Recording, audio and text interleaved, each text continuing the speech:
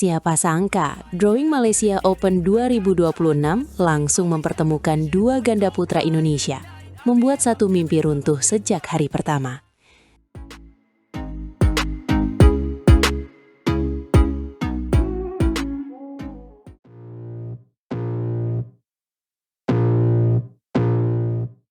Drawing Malaysia Open 2026 meledak sejak awal karena ganda putra Indonesia saling bertemu, membuat satu tempat di babak berikutnya langsung terbakar. Benar, Sabar Karyaman Gutama dan Muhammad Reza Pahlevi Isfahani harus berhadapan dengan Raymond Indra dan Nicolaus Joaquin di babak pertama. Duel ini terasa seperti film laga. Satu pasangan wajib pulang lebih cepat, padahal mereka baru saja memanaskan musim dengan kepercayaan diri tinggi. Sabar dan Reza membawa aura juara setelah emas SEA Games 2025 di Thailand. Jadi mereka datang dengan tekanan dan ekspektasi besar. Tapi Raymond dan Joaquin tidak sekedar penggembira. Mereka datang dengan progres tajam di akhir musim lalu dan membawa semangat debut Super 1000. Itu yang membuat pertandingan ini jadi perang saraf. Karena debut di level tertinggi sering melahirkan kejutan yang tidak terduga. Lokasinya pun menambah tensi. Axiata Arena di Kuala Lumpur pada 6-11 Januari selalu menghadirkan atmosfer yang menggigit. Bayangkan, satu pasangan Indonesia harus tersingkir di arena yang sama ketika publik menunggu banyak cerita besar dari Malaysia Open. Selain aspek teknis, ada drama psikologis. Sebab dua pasangan ini saling mengenal pola permainan.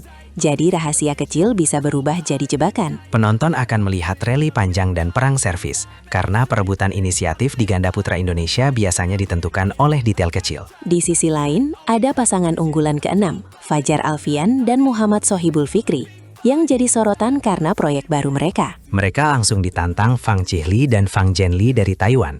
Pertemuan pertama yang bisa jadi panggung pembuktian. Fajar punya modal memori manis saat masih bersama Muhammad Rian Ardianto.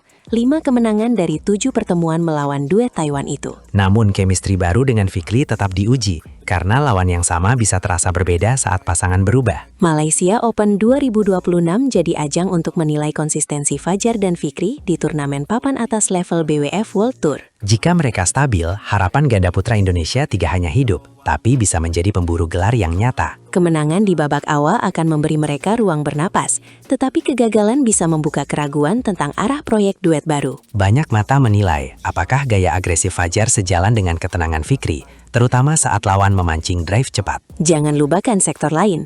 Jonathan Christie menantang Lee Chiahao, laga yang menguji ketenangan sejak ronde pertama. Lalu Alwi Farhan langsung menabrak unggulan ke-7 Alex Lanier dari Prancis, ujian yang berat untuk pemain muda. Ada juga Putri Kusumawardani di tunggal putri, membawa harapan besar sendirian yang seringkali menjadi beban ganda. Di ganda putri ada Febriana Dwi Puji Kusuma dan Maelisa Trias Pustitasari. Mereka perlu momentum untuk mencuri perhatian. Ganda campuran membawa dua pasangan, Jafar Hidayatullah dan Felicia Alberta Nathaniel Pasaribu, serta Marwan Faza dan Haisha Salsabila Putri Pranata. Namun fokus publik tetap pada ganda putra Indonesia, karena sejarah Malaysia Open selalu menempatkan sektor ini di pusat drama. Terakhir kali Indonesia juara di sini adalah edisi 2023. Saat Fajar dan Rian menjinakkan Liang Weikeng dan Wang Chang. Kemenangan itu menciptakan bayang-bayang yang menekan generasi berikutnya, seolah gelar itu harus kembali secepat mungkin. Itulah mengapa duel Sabar dan Reza melawan Raymond dan Joaquin terasa seperti final kecil, walau baru babak pertama. Ada sisi emosional lain, karena mereka sering latihan bersama dan tahu kebiasaan sederhana, dari penempatan bola pertama sampai pola menerima servis yang paling nyaman bagi masing-masing pemain. Justru kedekatan itu bisa membuat ragu sesaat,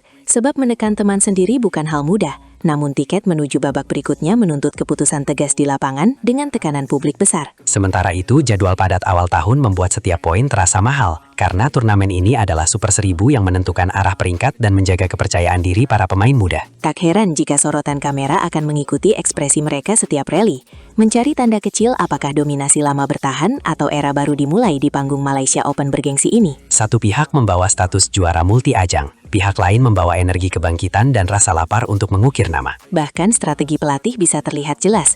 Apakah mereka mengandalkan serangan depan net atau menunggu kesalahan lawan di area belakang? Pertarungan ini akan menguji ketahanan mental, karena siapapun yang kalah harus menelan kenyataan pulang cepat dari turnamen impian. Saya membayangkan rally panjang, tekanan servis, dan pertukaran drive yang sangat rapat, karena mereka saling mengenal gaya sendiri. Pertanyaannya, apakah pengalaman besar akan menundukkan keberanian debutan atau justru debutan yang membuat sejarah baru? Apapun hasilnya, Malaysia Open 2026 membuka cerita dengan konflik internal, bukan hanya lawan dari luar negeri. Dan ketika ganda putra Indonesia saling sikut sejak awal, kita tahu turnamen ini akan bergerak liar sampai babak terakhir.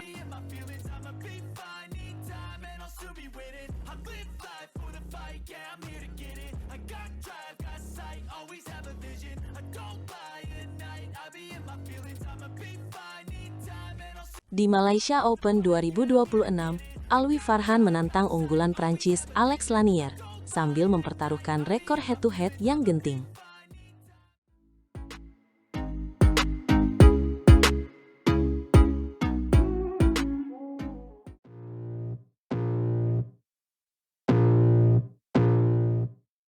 Kita buka musim dengan cerita besar. Alwi Farhan debut di Malaysia Open 2026 langsung menantang Alex Lanier. Dan rekor head-to-head jadi taruhannya. Benar, ini bukan undian biasa. Ini pertemuan ketiga. Alwi unggul 2-1. Tapi unggulan ketujuh dari Prancis itu datang dengan memori balas dendam. Ingat, Alwi pernah menumbangkan Lanier di BWF World Junior Mixed Team Championship 2023.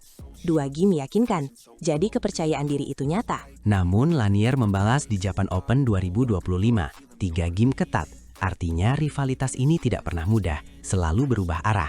Lalu di French Open 2025, Almi menang lagi di babak 32 besar, menegaskan pola bahwa ia bisa menekan sejak awal. Pola itu penting, karena Malaysia Open 2026 digelar di Axiata Arena, dan atmosfer pembuka musim sering memerangkap pemain muda. Alwi baru pertama kali tampil di BWF Super 1000. Tekanan ganda datang dari status peringkat 17 dunia dan target kejuaraan dunia. Ditambah ambisi tampil di BWF World Tour Finals, jadi setiap poin terasa seperti langkah menuju panggung yang lebih tinggi. Alwi sendiri bilang bangga masuk Super 1000 dari awal tahun, dan Race to Hanju kembali terbuka.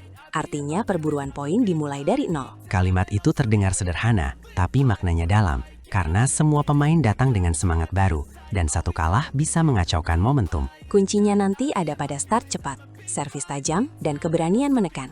Sebab Lanier sangat berbahaya ketika diberi bola tinggi. Saya setuju, Lanier suka mengunci sudut belakang, lalu memaksa lawan bertahan panjang. Di situ sering muncul kesalahan kecil. Alwi perlu variasi, drop shot, drive cepat, dan transisi menyerang yang bersih.